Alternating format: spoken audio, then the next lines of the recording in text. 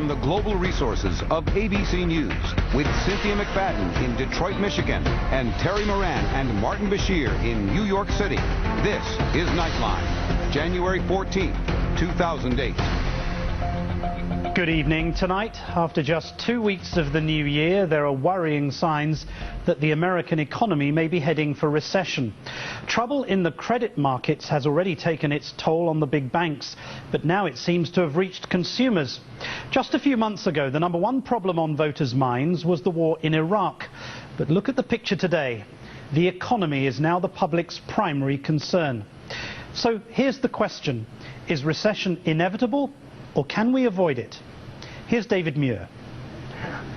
David Field is engaged to be married. The wedding is later this year. In the meantime, he's trying to get rid of his $9,000 credit card debt. It's actually been pretty difficult. He's a third of the way there, but like so many Americans, it hasn't been easy.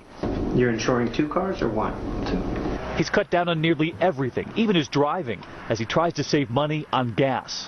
When you're trying to make payments to your creditors and trying to get your minimum payments down, you're trying to get them out and make sure your bills are on time, it's very difficult to keep up with prices rising everywhere. The credit crunch is now hitting home.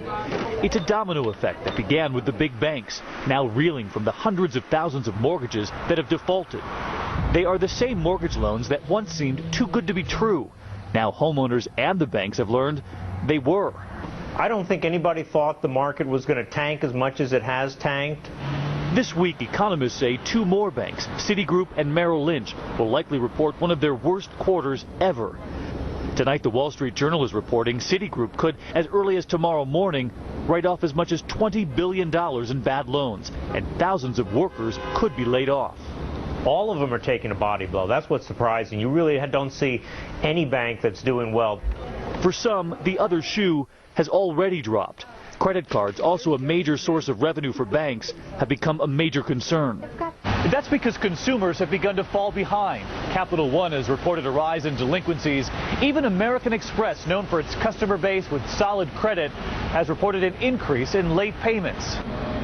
American Express reports it will take a $440 million hit because of it. The headlines have been ominous. Some warning, watch the consumer, as this economy flirts with recession. Some economists argue we're already in a recession. I think we've been in one probably since before Christmas. It takes a couple quarters for that to work its way through the economy before there's any consensus as to whether or not we're in a recession. But if that's true, then I think we're going to be in one for the better part of 2008, maybe extending into 2009. The Fed isn't forecasting a recession yet, but plenty of other forecasters are, including the former Fed chairman, Alan Greenspan. The probabilities of a recession have moved up. How will we know for sure? That, too, is up for debate. We will not know when it started for a year or so after it's begun. Many economists believe recession begins after 2 negative quarters of GDP, gross domestic product.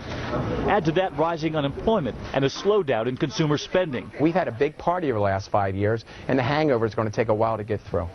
Just today, Sears announced dismal fourth-quarter numbers after the holiday season. But economists say it's more than just the extras, the shopping. It's the basics, too. Remember David, who's trying to pare down costs? He's cut cable to keep up with his credit card bills. And his credit counselor says David is like thousands of other Americans trying to stay afloat during this credit crunch. It's extremely bad right now. There's so many people that need our services, and frankly, we're overwhelmed. And the increasing pressure on the consumer is not helped by the continuing slip in home values. We haven't hit bottom yet. I mean, we're in a situation where home prices in this country are falling probably 10% over the next year. So you could very easily see another $50 to $150 billion of losses in the U.S. banking system from these loans that are held on a bank's balance sheet. Citigroup will reveal its troubled spreadsheet tomorrow. If we're lucky, it'll be a year when things bottom out and we can look for 2009 to recover. But I think people will just be happy to survive 2008. As for David, he hopes to survive 2008 with his new bride and a new job, now a credit counselor himself. For Nightline, I'm David Muir in New York. Worrying signs ahead. Our thanks to David Muir.